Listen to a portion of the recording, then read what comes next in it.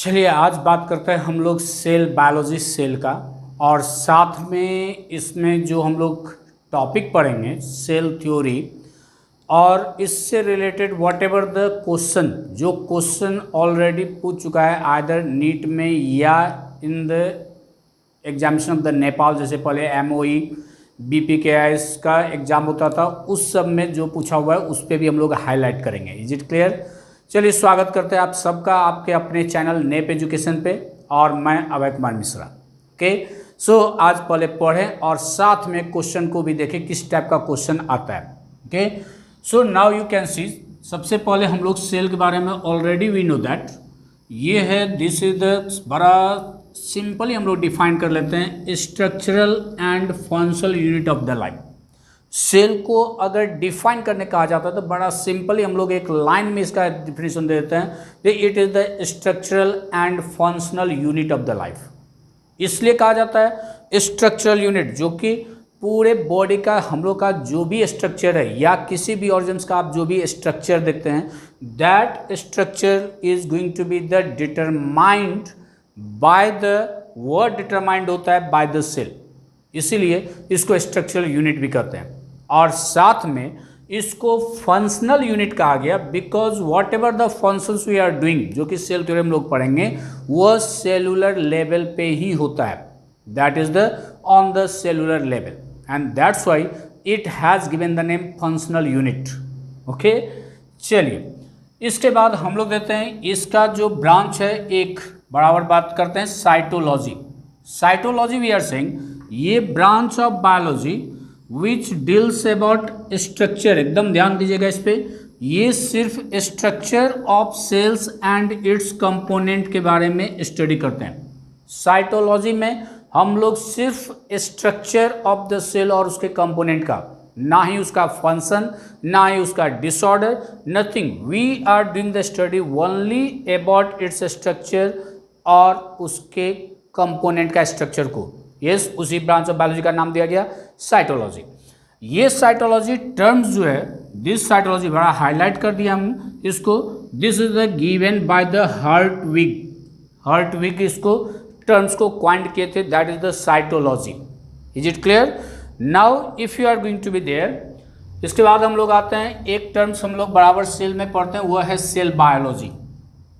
Cell biology, okay, cell biology का बात करते हैं, जो branch of biology which deals about all aspects of the cell and its component. Means उसका हम लोग स्ट्रक्चर भी लेते हैं, फंक्शन भी लेते हैं, डिसऑर्डर भी लेते हैं, एक्सेप्ट उसका जेनेटिक ट्रांसफर नहीं होने वाला, उसको हम लोग आगे चल के पढ़ेंगे। Is it clear? तो ये सभी आ जाता है सेल बायोलॉजी में। इसका मतलब हम लोग कह सकते हैं cytology is inside the cell biology. अगर दोनों में कंपैरिजन किया जाए तो we can said cytology lies in the cell biology. जब आप सेल बायोलॉजी में स्ट्रक्चर ऑफ द सेल पढ़ रहे हैं तो वही है, दैट इज द साइटोलॉजी। लेकिन जब आप फंक्शन को पढ़ना शुरू कर दिए, उसके डिसऑर्डर को पढ़ना शुरू कर दिए, तब वह आ जाता है under the what happen, cell biology. तब आ गया cell biology. This is the basic difference. Is it clear? अब बात करते हैं हम लोग, जब सेल बायोलॉजी का बात हो और माइक्रोस्कोप का बात ना हो, ये पॉसिबल नहीं है। यस, माइक्रोस्कोप से भी रिलेटेड हम लोग एक लेक्चर बनाएंगे आपके लिए, क्योंकि कुछ नीट में माइक्रोस्कोप से रिलेटेड भी क्वेश्चन पूछा जाता है, और सेल बायोलॉजी का बात हो और माइक्रोस्कोप का बात ना हो, ये एकदम अधूरा हो जाता है। सो इसीलिए हम लोग माइक्रोस्कोप में जाते हैं, जो कंपाउंड माइक्रोस्कोप जो हम लोग यूज करते हैं, जिसमें 2 कन्वेक्स लेंस होता है, वहाँ भी first of all invented by the Janssen 1590 में, 1590 में। इसके बाद अगर हम लोग लेते हैं जो फर्स्ट ऑफ ऑल रोल क्या है, किनका रोल है सेल बायोलॉजी में, जब 1590 में माइक्रोस्कोप आ गया, जेनसेन कंपाउंड माइक्रोस्कोप बनाए, लेकिन उसका यूज आके 1665 में सेल बायोलॉजी के तरफ, या कहिए बायोलॉजी के फील्ड में सेल के तरफ पहला टाइम यूज हुआ। यस, और वो यूज किए Robert Hooke. Yes, he is regarded as father of cytology. इनको रिगार्ड करते हैं हम लोग as a father of cytology. Okay, ये डिस्कवर्ड किए cells from the outer bark of quercus suber, जिसको हम लोग कॉर्क कहते हैं, जो कॉर्क में इन्होंने फर्स्ट टाइम देखा सेल 1665 में। यस, इन्होंने क्या देखा, जो कॉर्क का जब स्लाइड बनाया गया और इन्होंने माइक्रोस्कोप में देखा तो he has seen like this, there is the hexagonal structure over there. ठीक है, इसका नेम दिए वो उन्होंने cell. Why he has given the name cell? तो एक्चुअली सेल का मीनिंग होता है हॉलो स्पेस, हॉलो स्पेस। इसीलिए बहुत जगह हम लोग सेल टर्म को यूज करते हैं खाली जगह के लिए। साथ में एक चीज़ और है, जो बुद्धिस्ट मॉन्क होते हैं उनका भी जो रहने का जगह होता है उसको सेलुला कहा जाता है। यस, वह खाली जगह, जेल में भी जहाँ पे प्रिजनर को, कैदी को रखा जाता है, जो जगह है उसको भी सेल कहते हैं हम लोग। यस, तो सेल का मतलब ही होता है हॉलो स्पेस, खाली जगह। यस, पीरियोडिक टेबल में भी आप लोग केमिस्ट्री में पढ़ते हैं, ग्रुप और पीरियड में जो एक बनता है वो सेल कहते हैं हम लोग। यस, तो दिस इज द स्पेस। तो रॉबर्ट हुक ये जो खाली जगह देखे, स्पेस देखे, इसीलिए इसका नाम रख दिया सेल। ओके, लेकिन उनका कंसेप्ट क्या था, जो ये खाली जगह जो है it's okay, this is the empty space not matter, लेकिन ये जो इसका बॉन्डिंग है, इसका जो बाउंड्री बनाया हुआ है, it is the living material. जो सेल कैसे लिविंग है, जब ये खाली जगह, तो उनका ये था, जो ये जो मटेरियल देख रहे हैं जिससे ये बॉन्डेड है, this is the actually that is the living, वो लिविंग है। जगह अंदर में पूरा खाली, उसमें कुछ नहीं है, लेकिन जिस जगह को जो सराउंड किया हुआ स्ट्रक्चर है, that structure is actually living. Yes, ये उनका कंसेप्ट था। अब इनमें क्या क्या देखे इन्होंने, तो he has seen first time there is the dead cell. ये भी एकदम इंपॉर्टेंट याद रखिएगा। Robert Hooke first time cell देखे, लेकिन वो सेल जो था that was the dead cell, वो लिविंग सेल नहीं था। लिविंग सेल कौन देखे वो भी आगे देखेंगे हम लोग। It was the dead cell, और ये अटैच सेल था, means one cell large number of the cells are remain attach together. ये सभी सेल्स एक दूसरे से अटैच था। यस, तो उन्होंने डेड सेल देखा और अटैच सेल देखे, और एक्चुअली उन्होंने सेल देखा ही नहीं। क्या देखे वो? Actually that was cell wall. Cork था, प्लांट सेल, प्लांट है, तो उसका सिर्फ उन्होंने बाहर का जो स्ट्रक्चर देखे थे वो था actually cell wall. Is it clear? This is the work done by the Robert Hooke, जिन्होंने उन्होंने पब्लिश किए एक बुक में माइक्रोग्राफिया। याद रखिएगा, ये एकदम इंपॉर्टेंट है। This is the Micrographia book में उन्होंने इसके बारे में एक्सप्लेन किए थे, और ये MBPKIS का क्वेश्चन भी आ चुका है। Is it clear? ये अब वैसे BPKIS already all of you know that in the Nepal अब जितने भी MBBS सबका एग्जाम है वो सभी आपका एक कॉमन इंट्रांस एग्जाम होने जा रहा है। Is not? All of you know that. अब ये जो उन्होंने रॉबर्ट हुक स्टडी किए और जो अपना फाइंडिंग को उन्होंने पब्लिश किए एक बुक में, जिसका नाम है क्या? Micrographia. Yes, very important over there.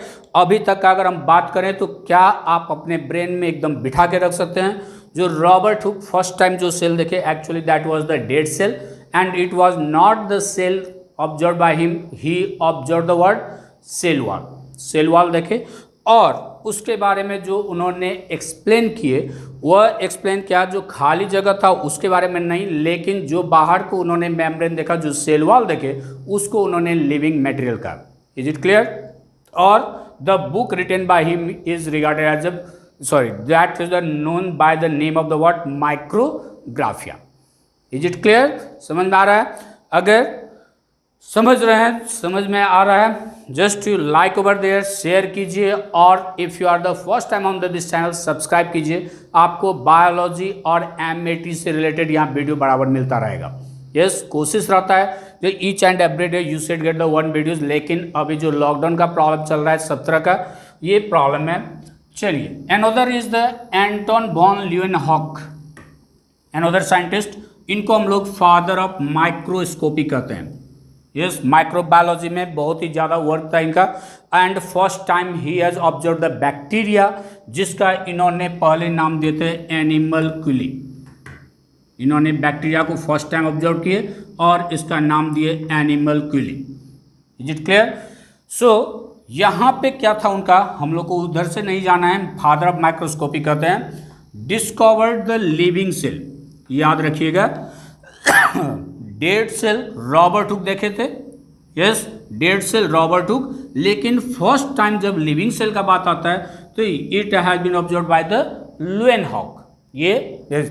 और साथ में ये अटैच सेल ना देखे, he has seen the that is the free cell, इन्होंने फ्री सेल्स देखे। Is it clear?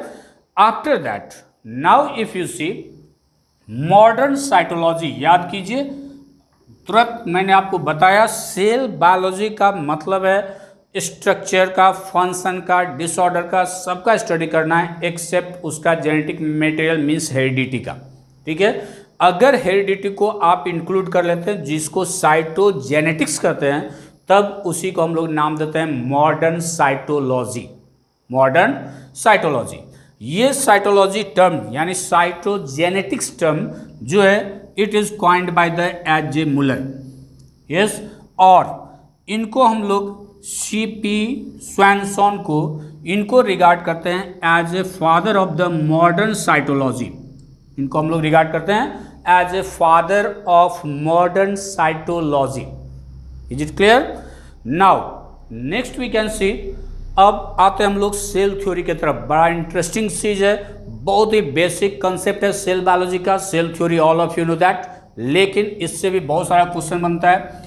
1838 में माल्थियस स्क्लेडन जो कि एक जर्मन बोटनिस्ट थे, याद रखिएगा, ये बोटनिस्ट थे स्क्लेडन, एकदम बहुत ही इंपॉर्टेंट है और क्वेश्चन भी आया हुआ है यस MOE में, जो the scientist who has seen the all the plants are made up of the cells, yes, तो वहाँ पे स्क्लेडन है, स्वान है, इसलिए अगर आप जूलॉजिस्ट और बोटनिस्ट में कंफ्यूज हैं तो फिर स्क्लेडन और स्वान को सेलेक्ट करने में आपको प्रॉब्लम आ सकता है, इसलिए याद रखिएगा this Schleiden is a German botanist, yes, German हो याद नहीं हो उतना खास इंपॉर्टेंट नहीं है, लेकिन खास इंपॉर्टेंट है ही वॉज द बोटनिस्ट, ओके। इनका कहना था, ये जब स्टडी किया क्या देखे, जो all plants are made up of different kinds of the cells which form the tissue, जितने भी प्लांट हैं वो बहुत सारे टाइप्स के सेल्स के बना हुआ है, जो सेल्स ग्रुप मिलके टिश्यू का फॉर्मेशन कर रहा है। उसी टाइम में कुछ later Theodor Schwann, a British zoologist, he was German but he was the British, okay, कुछ बुक में जो है वहाँ पे दोनों जर्मन ही लिखा हुआ है, इसलिए कंफ्यूज नहीं कीजिएगा, ही इज द ब्रिटिश। और याद रखिएगा स्वान वॉज द जूलॉजिस्ट, यस। इन्होंने 1839 में क्या बोले, इन्होंने स्टडी किए एनिमल्स का, studied different types of the animal cell and reported that cells had a thin outer layer, yes, सभी एनिमल सेल को स्टडी किए इन्होंने, और क्या बताया, जो ये सेल जो है वह आपस में चारों ओर, इसके चारों ओर एक थीन आउटर लेयर है, जो कि जिसको आज के डेट में हम लोग जानते हैं bye the name of the plasma membrane, yes, इसी को हम लोग जानते हैं bye the name of the plasma membrane, okay. तो यहाँ पे खास हम लोग को दो चीज़ याद रखना है, एक Schleiden is the botanist, Schwann is the zoologist, ये 1838 में बोले, ये 1839 में बोले, इसीलिए कभी कभी सेल थ्योरी बहुत सारे बुक ये लिखता है 1838 में आया, कोई लिखता है 1839 में आया, तो एक्चुअली सेल थ्योरी जो है ये दोनों का यानी स्क्लेडन और स्वान का जो स्टेटमेंट है दोनों को मिला के दिया गया।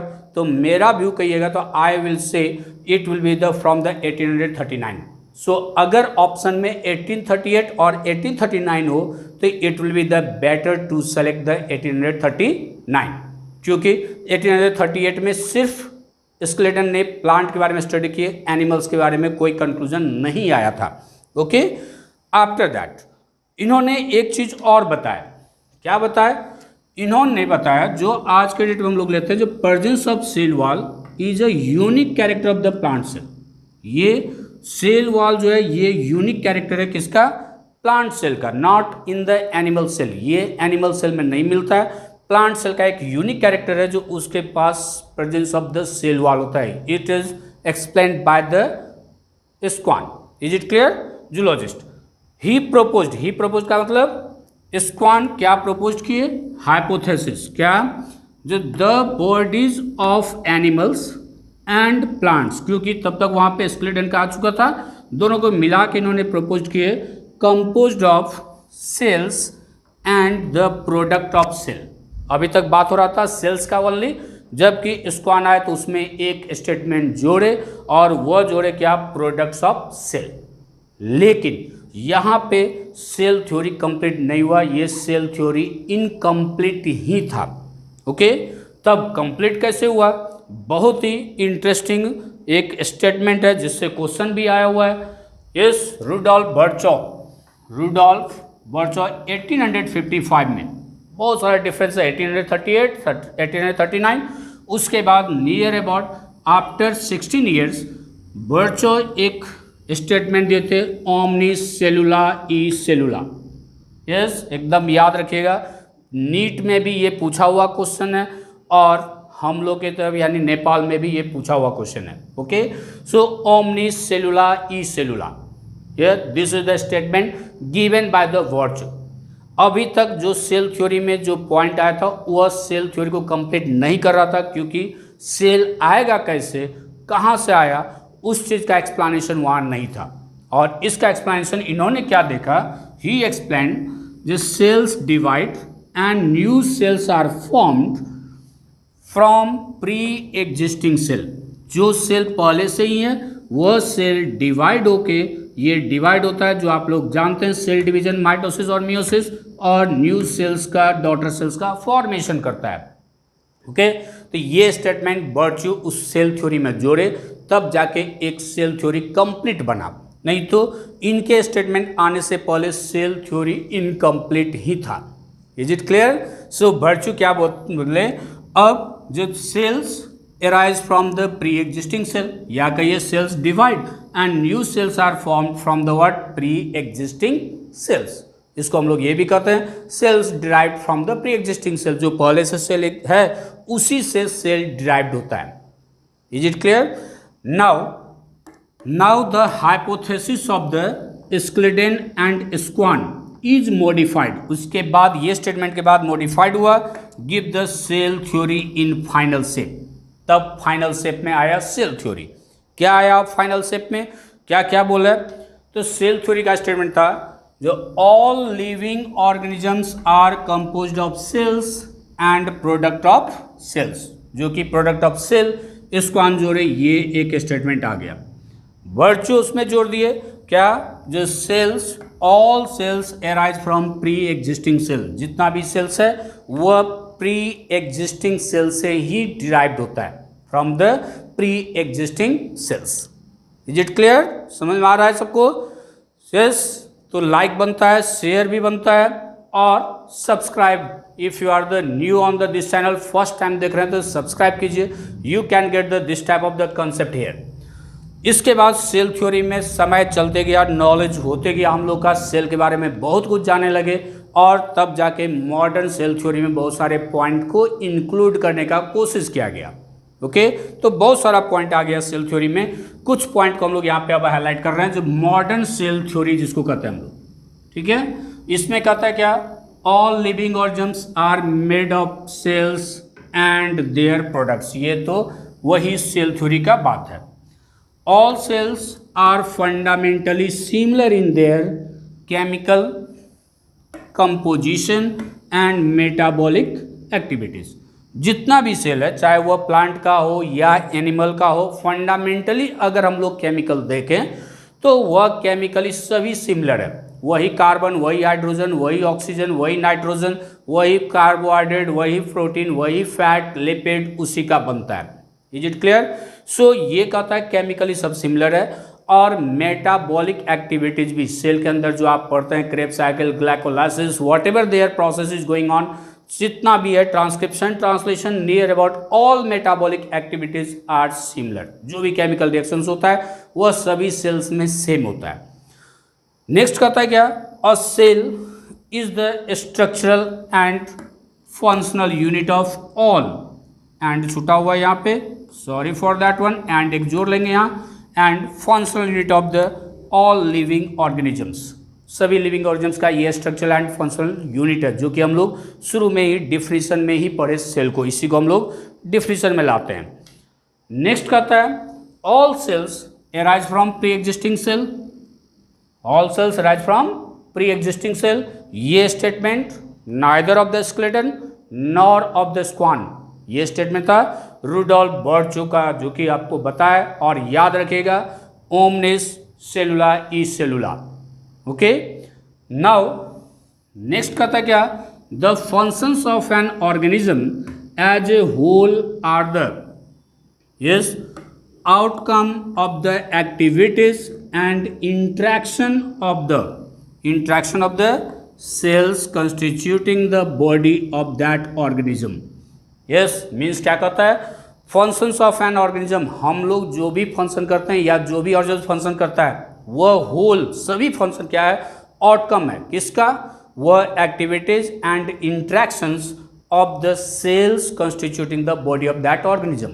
मतलब जो भी एक्टिविटीज आप कर रहे हैं, जो भी फंक्शन कर रहे हैं, सभी आपके सेलुलर लेवल पे ही होता है, सेल में ही होता है, उसी का आउटकम हम लोग के ऑर्गेनिजम्स के एक्टिविटीज के रूप में बाहर निकलता है। लेकिन उसको अगर माइन्यूटली देखें तो वह सभी होता है एट द सेलुलर लेवल, वह सभी होता है at the what, cellular level. Yes, okay, clear है यहाँ तक? कोई कंफ्यूजन हो you can comment over there, comment box मेरा ओपन रहता है, you can comment over there. कोशिश करेंगे आप लोग को इजी से इजी बना दे, जितना इजी हो सकता है। लेकिन yes, the growth of living organisms, yes living का जो है सबसे बड़ा कैरेक्टरिस्टिक होता है ग्रोथ होते रहता है, मीन्स साइज बढ़ता घटता है, सॉरी घटता नहीं है बढ़ता है, साइज बढ़ेगा। Living organisms takes place as a result of cell division, या तो सेल डिवीजन करेगा या फिर सेलुलर ग्रोथ होता है, या तो सेल डिवीजन से, यानी हम लोग जब छोटे थे उस टाइम का बात अगर करेंगे तो that is the small in size. जब हम लोग ग्रोथ करते चले गए, बड़ा होते गए, तो दो चीज हो गया, एक क्या, ये number of the cell increase हो गया, तो नंबर ऑफ सेल इंक्रीज हो गया बाय द सेल डिवीजन, जिसको आप जानते हैं माइटोसिस से। या कहता है दूसरा हो सकता है cellular size will be the increase, cell का नंबर नहीं बढ़ा लेकिन साइज भी तो इंक्रीज हुआ थोड़ा सा, तो जो आपका फिंगर बड़ा छोटा था वह बड़ा हो गया, तो पहले जो फिंगर छोटा था उसमें you have the less number of the cell, आज के डेट में ज़्यादा नंबर ऑफ द सेल हो गया। Okay, this is the happen. दूसरा पॉइंट कहता है सेल्स मेंटेन होम्योस्टैसिस। होम्योस्टैसिस एकदम जरूरी है ये लाइफ को excuse me, sorry for that. Yes, homeostasis means कहता है लाइफ को मेंटेन करने के लिए बहुत ही जरूरी है होम्योस्टैसिस करना। होम्योस्टैसिस का मतलब रहता है क्या, we know that outer environment is always going to be change, ये कांस्टेंट नहीं होता, ये हमेशा चेंज होते रहता है, और ये जो चेंज होता है तो उसके साथ अपने आप में भी हम लोग को चेंज करना पड़ता है, सेल को भी चेंज करना पड़ता है in order to maintain the life. इसीलिए कहता है सेल्स अपना होम्योस्टैसिस मेंटेन कर लेता है, जैसा सराउंडिंग होगा उसके हिसाब से वहाँ पे जो चेंज करना पड़ा इन ऑर्डर टू सर्वाइव वह कर पाता है अप टू सम एक्सटेंट। अब ये मत बोलिएगा इसका मतलब सर सेल को आग में डाल दूँ तो नहीं जलेगा, यस क्योंकि सराउंडिंग का टेम्परेचर बढ़ा दो वो भी अपना टेम्परेचर बढ़ा ले, एक्सचेंज ऑफ हीट नहीं होगा, नहीं ऐसा नहीं है, लेकिन एक लिमिट तक वो होम्योस्टैसिस कर लेता है। Is it clear? After that life passes, कहता है next point, life passes from one generation to other generation, एक जनरेशन से दूसरा generation, in the form of a living cell. एक जनरेशन से दूसरा जनरेशन तक जो जाता है वह लिविंग सेल के फॉर्म में। जैसे हम लोग मदर फादर से प्रोड्यूस हुए, तो मदर से आया फीमेल गैमिट, फादर से आया मेल गैमिट, यही फ्यूज होके बना जायगोट। तो जो भी मल्टी सेलुलर ऑर्गेनिजम्स है वह स्टार्ट हुआ, अगर रिप्रोडक्शन सेक्सुअल रिप्रोडक्शन किया तो स्टार्ट हुआ इसी जायगोट से, जो कि ओनली वन सेल है, एक सेल है। अब यहाँ से यही जाइगोट डिवाइड होगा and it will form the organism, is not. So कहता है एक जनरेशन से दूसरा जनरेशन तक, yes, whatever the life जो पास होता है, लाइफ जो आया, हम लोग में लाइफ आया, तो वह कहाँ से आया?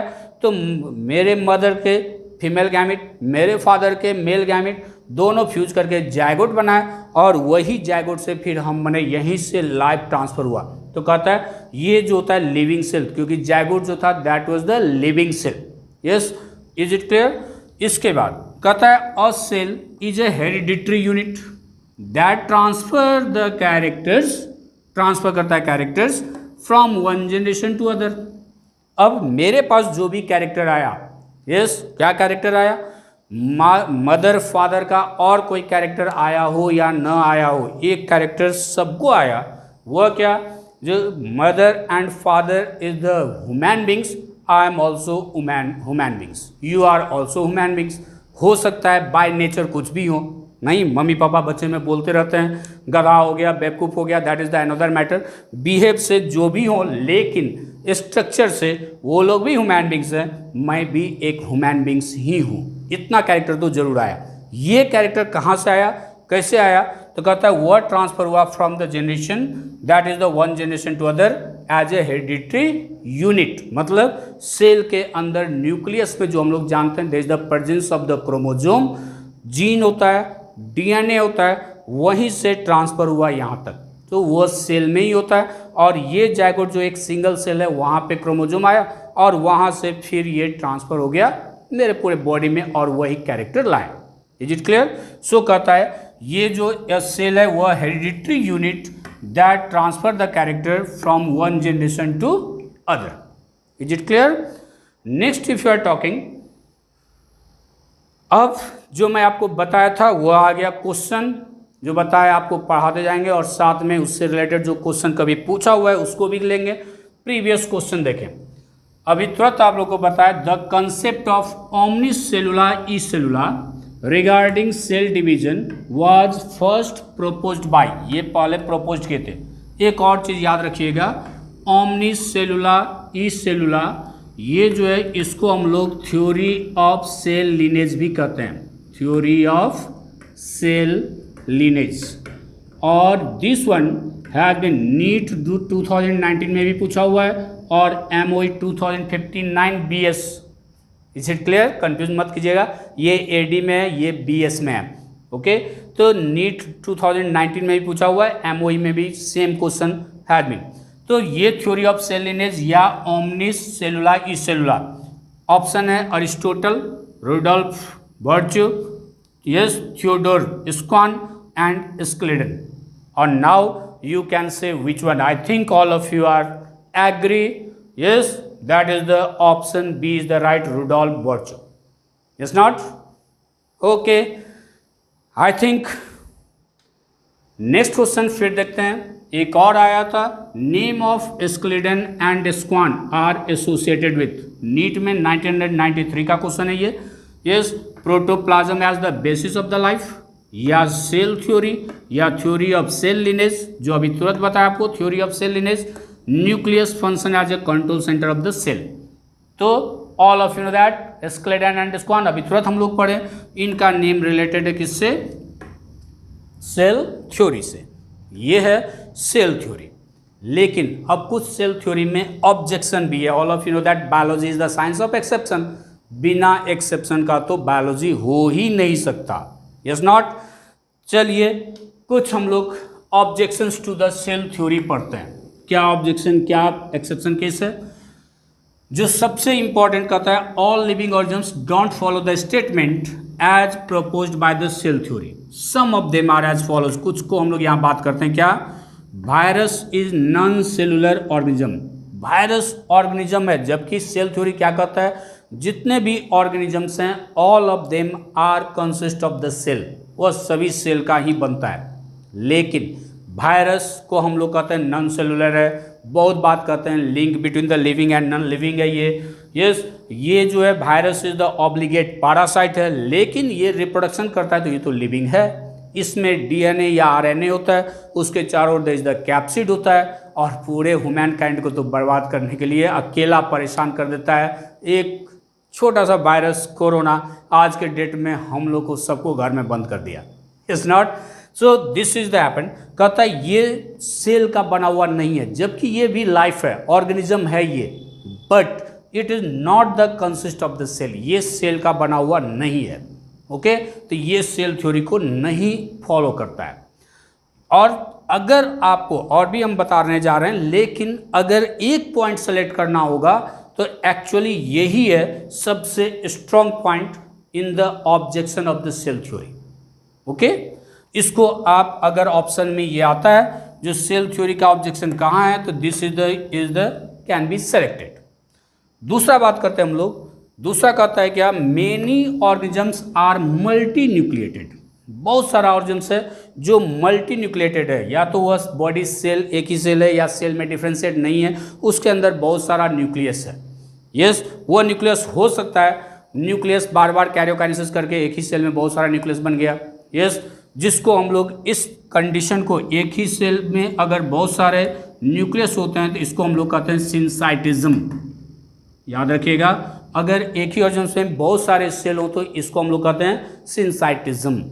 Okay so this is the कुछ एग्जाम्पल है जो कि आप जानते हैं, that is the paramecium. Paramecium binucleate होता है, एक ही सेल में 2 न्यूक्लियस होता है। इसमें मल्टी न्यूक्लिएटेड का देखेंगे एग्जाम्पल, तो राइजोपस है, म्यूकर है जो फंजाई से बिलोंग करता है, बॉकेरिया जो कि अलगी है, ओपेलिना जो कि प्रोटिस्ट है। इज नॉट बैक्टीरिक पॉइंट है जो बैक्टीरिया एंड साइनोबैक्टीरिया जो कि blue green algae, that lacks the true nucleus. इसमें ट्रू न्यूक्लियस नहीं होता है। यस ट्रू न्यूक्लियस नहीं होता है means it has the prokaryote cell. इसके बाद में हम लोग पढ़ेंगे difference between the eukaryote and prokaryote cell, और उससे भी रिलेटेड जो क्वेश्चन आया हुआ है नीट में या इधर हम नेपाल की तरफ एग्जाम में, उसको भी डिस्कस करेंगे।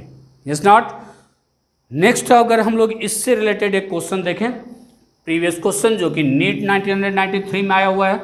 Yes which is correct about the cell theory in view of current status of our knowledge. अभी जो करेंट स्टेटस हम लोग का नॉलेज का है उसके हिसाब से सेल थ्योरी में about the cell structure which is correct. कहता है इट नीड्स मॉडिफिकेशन। ये मॉडिफिकेशन चाहिए इसको, क्या, due to discovery of sub cellular structure. कुछ सब सेलुलर स्ट्रक्चर ऐसा हम लोग को डिस्कवर्ड हुआ जैसे क्लोरोप्लास्ट है, माइटोकॉन्ड्रिया है, ये सेलुलर ऑर्गेनेल्स है लेकिन इसके पास डीएनए होता है। इट्स नॉट तो कहता है ऐसा डिस्कवर्ड हो गया तो इसीलिए उसमें हम लोग को कुछ मॉडिफिकेशन करना पड़ा, ये कोई खास नहीं है। नेक्स्ट कहता है modified cell theory means that all living beings are composed of cells capable of reproducing. वो सभी कंपोज्ड है सेल्स का जो कि कैपेबल है रिप्रोडक्शन का, तो वो तो सेल का लाइफ है, तो लाइफ का रिप्रोडक्शन करना मेन कैरेक्टरिस्टिक है भी। तो इसमें भी हम लोग बहुत ज़्यादा इंपॉर्टेंट कुछ देख नहीं रहे हैं, लेकिन देखेंगे बाद में अगर जरूरत पड़ेगा तो आएंगे। Cell theory doesn't hold good because of the living beings, जैसे वायरस है, डोंट हैव सेलुलर ऑर्गेनाइजेशन। एकदम इसको रखिए कंसिडर करने, क्योंकि बताया था आपको वायरस वाला जो सबसे इंपॉर्टेंट एक्सेप्शन केस है। इसके बाद है cell theory means that all living objects consist of cells whether or not capable of reproducing. चाहे वह कैपेबल हो या नहीं हो, नहीं तो ऐसा हो ही नहीं सकता है, लेकिन अगर वह कैपेबल नहीं है तो ऐसा इसमें कुछ नहीं है, तो that is the what will happen, option C is the right. Okay this will happen about the introduction of the cell and the cell theory. Okay साथ में कुछ क्वेश्चन हम लोग डिस्कस किए। सो अगर आपको पसंद आया, दैट इज द कुछ क्लियर हुआ, सो लाइक है, शेयर बनता है, कोई प्रॉब्लम है तो you can comment over there, and if you are the first time on this channel, subscribe it. Thank you very much. See you in the next video.